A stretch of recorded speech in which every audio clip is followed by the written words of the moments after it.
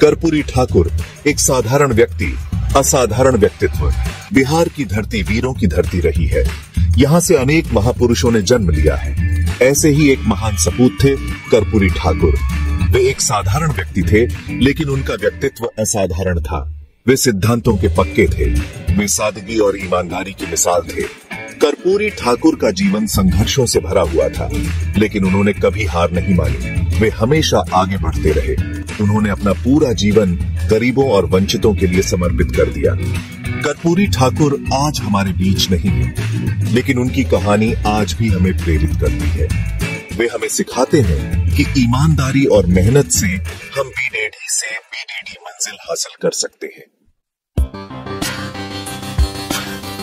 कर्पूरी ठाकुर का जन्म 24 जनवरी 1924 को बिहार के समस्तीपुर जिले के पितौंजिया गांव में हुआ था।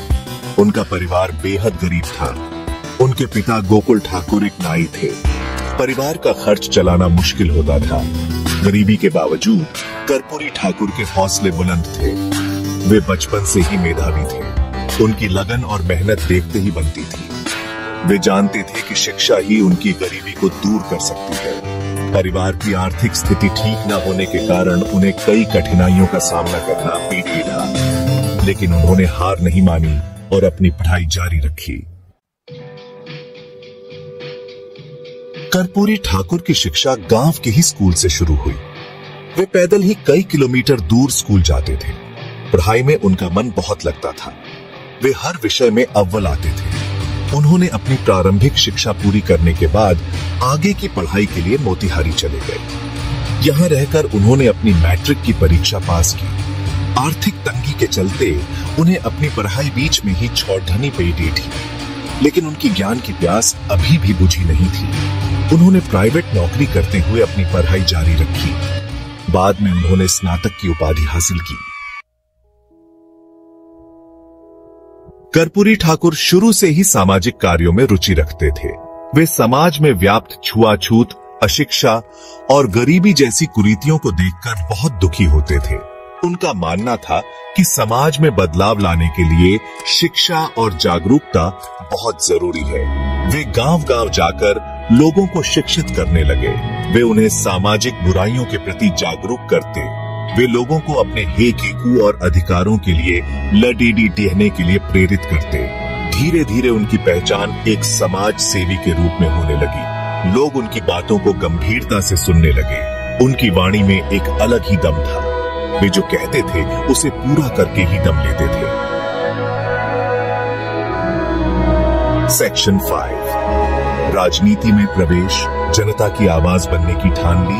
1942 में भारत छोड़ो आंदोलन की शुरुआत हुई। कर्पूरी ठाकुर ने भी इस आंदोलन में बढ़ चढ़कर हिस्सा लिया। उन्होंने अंग्रेजों के खिलाफ जमकर प्रदर्शन किए। वे कई बार जेल भी गए। इस दौरान उनका संपर्क कई बड़े नेताओं से हुआ। उन्होंने राम मनोहर लोहिया और जयप्रकाश नारायण जैसे नेताओं से राजनीति का कटहरा सीखा। वे समाजवादी विचारधारा से काफी प्रभावित हुए। 1952 में वे पहली बार विधानसभा के लिए चुने गए। इसके बाद उन्होंने कभी पीछे मुड़कर नहीं देखा। वे लगातार जनता की सेवा में लगे रहे। सेक्शन 6, मुख्यमंत्री के रूप में कर्पूरी ठाकुर सादगी और ईमानदारी की मिसाल। कर्पूरी ठाकुर 2 बार बिहार के मुख्यमंत्री बने। पहली बार वे 1970 में मुख्यमंत्री बने। दूसरी बार उन्हें 1977 में मुख्यमंत्री बनने का मौका मिला। मुख्यमंत्री बनने के बाद भी उनकी सादगी और ईमानदारी में कोई कमी नहीं आई। वे सादा जीवन और उच्च विचार में विश्वास रखते थे। वे हमेशा जनता के बीच रहते थे और उनकी समस्याओं को समझते थे। उन्होंने अपने कार्यकाल में कई महत्वपूर्ण फैसले लिए। उन्होंने गरीबों और पिछड़ों के उत्थान के लिए अनेक योजनाएं बनाई। उन्होंने शिक्षा के क्षेत्र में भी महत्वपूर्ण काम किए। सेक्शन 7, रिक्शा पर सवार मुख्यमंत्री जनता के और करीब। कर्पूरी ठाकुर की सादगी के किस्से आज भी मिसाल के तौर पर बताए जाते हैं। मुख्यमंत्री बनने के बाद भी वे सरकारी गाड़ी का इस्तेमाल नहीं करते थे। वे अक्सर रिक्शा से ही अपने कार्यालय जाते थे। एक बार की बात है, वे रिक्शा से ही कहीं जा रहे थे।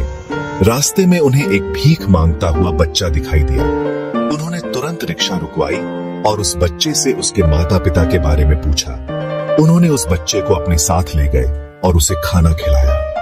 इसके बाद उन्होंने अधिकारियों को निर्देश दिया कि वे उस बच्चे के माता पिता को ढूंढकर उन्हें सरकारी मदद मुहैया कराएं। सेक्शन 8, फटा कुर्ता और चप्पल दिखावा नहीं, सादगी अपनाई। कर्पूरी ठाकुर दिखावे से कोसों दूर रहते थे। वे हमेशा खादी के सादे कपड़े ढीढ़े पहनते थे। वे अक्सर फटा कुर्ता और चप्पल पहने हुए नजर आते थे। एक बार एक विदेशी पत्रकार उनका इंटरव्यू लेने आया। उसने कर्पूरी ठाकुर को फटे कुर्ते में देखकर कहा, आप एक राज्य के मुख्यमंत्री हैं, क्या आपके पास अच्छे कपड़े ढीढ़े नहीं हैं? इस पर कर्पूरी ठाकुर ने मुस्कुराते हुए जवाब दिया, मेरे लिए मेरे पद से ज्यादा जरूरी है मेरी जनता। मैं उनके पैसों को दिखावे पर खर्च नहीं कर सकता। सेक्शन 9, कर्पूरी ठाकुर, एक विरासत जो प्रेरित करती रहेगी। कर्पूरी ठाकुर का जीवन सादगी, ईमानदारी और संघर्ष का प्रतीक है। वे आज भी करोड़ों लोगों के लिए प्रेरणा स्रोत हैं।